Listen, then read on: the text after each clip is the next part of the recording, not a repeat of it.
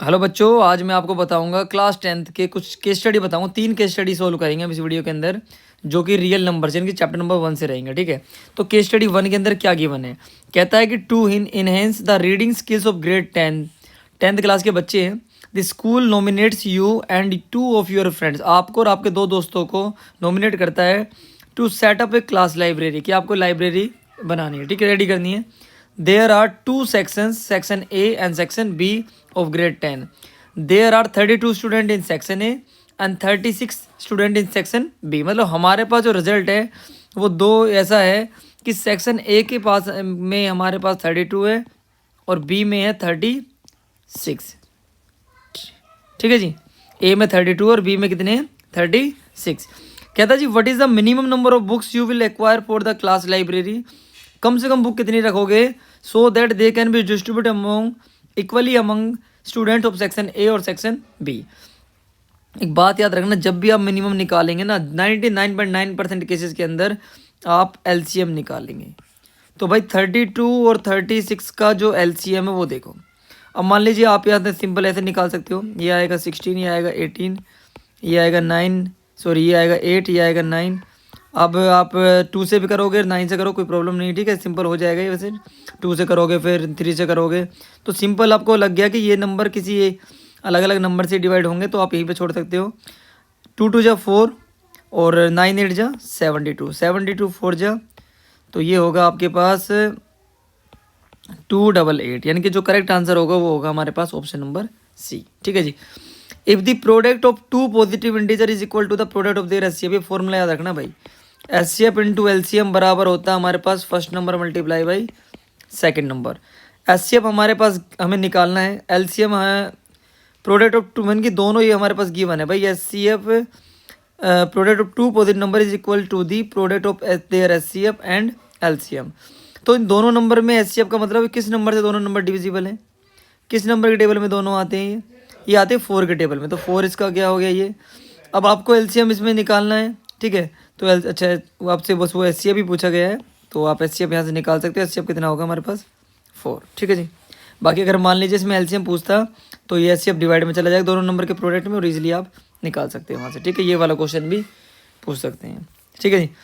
36 can be express as a product, तो 36 को आप सिंपली कैसे लिख सकते हो, देखो ये 2 की पावर 0 है तो 1 है, तो ऑप्शन निकल गलत हो गया।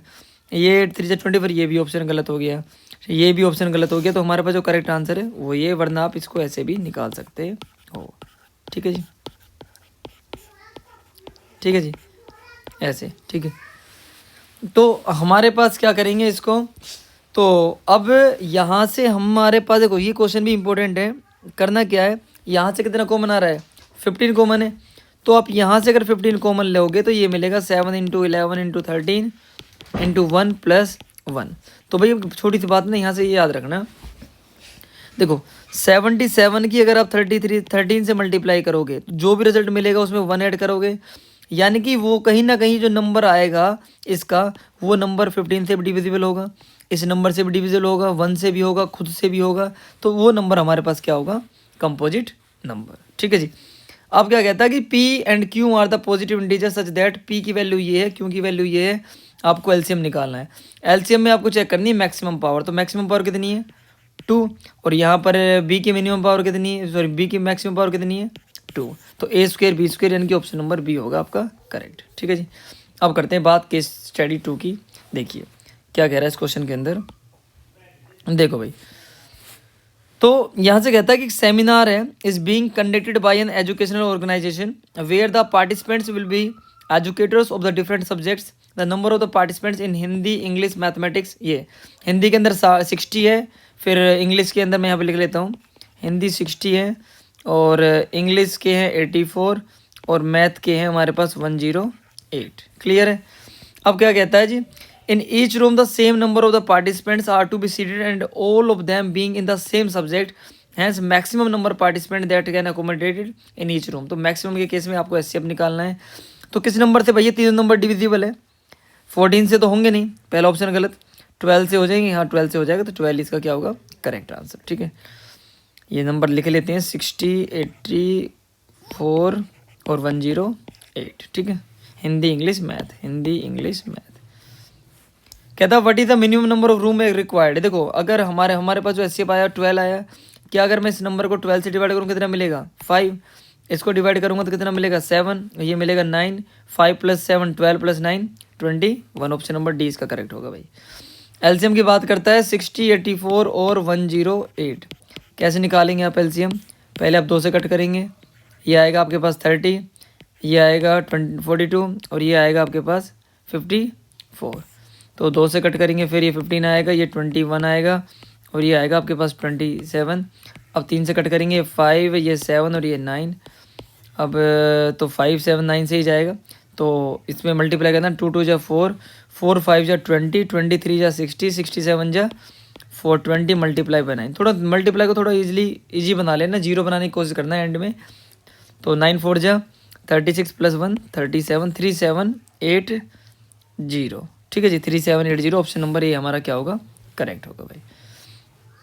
कहता है जी product of HCF and LCM of these 3 numbers. तो भाई एलसीएम तो हमने जो निकाला था अभी वो आया हमारे पास 3780 और मल्टीप्लाई करनी है एचसीएफ की। तो एचसीएफ कितना होगा इन तीनों नंबर्स का। तो एचसीएफ के केस में ना आपको करना क्या है, या तो आप ये फैक्टराइजेशन मेथड अप्लाई करो, या फिर ना यूक्लिड डिवीजन अगर आपके पास एमसीक्यू क्वेश्चन आता है तो आप ये भी अप्लाई कर सकते हो। करना कैसे है, जैसे मान लीजिए आपके पास है 84 को आप 60 से डिवाइड कर दो, ठीक है। अच्छा दोनों जो नंबर है इनका एचसीएफ तो हमने निकाला था ना 12, तो 12 की मल्टीप्लाई कर दो, इससे आपका जो भी आंसर आएगा वो आ जाएगा, ठीक है। अब देखो 0 0 आ गया, 12 8 जा कितना होता है 96 और 9 कैरी बच गया, 12 7 जा 84, 84 + 9, 84 + 9 इट विल बी 93, यानी कि 9 कैरी आ गया, 36 + 9 45, तो 45360, यानी कि ऑप्शन नंबर डी इसका बिल्कुल होगा करेक्ट, ठीक है जी। अब कहता है जी 108 can be express as the product of its prime.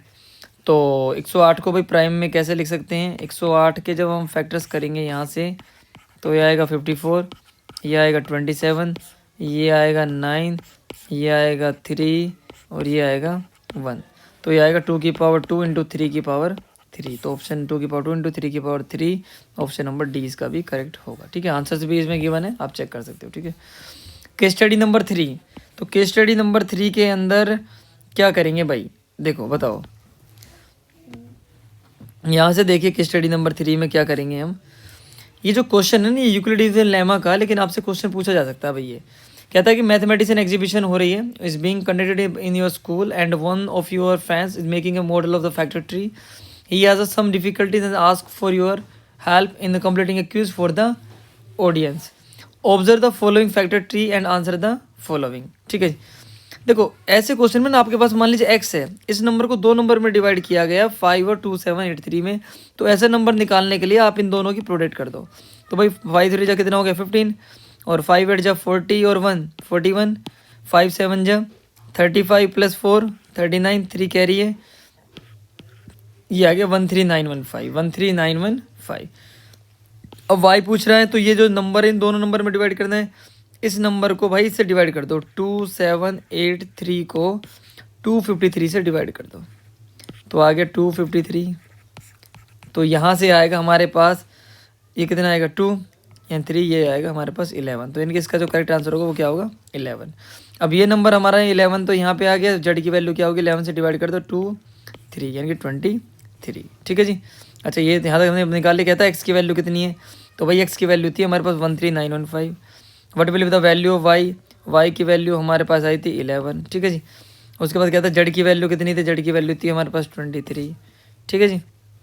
Z की वैल्यू क्या थी 23। और according to the fundamental theorem of arithmetic 13915 is भाई इसके फैक्टर्स हो रहे हैं, तो मतलब ये हमारे पास क्या होगा कंपोजिट नंबर होगा।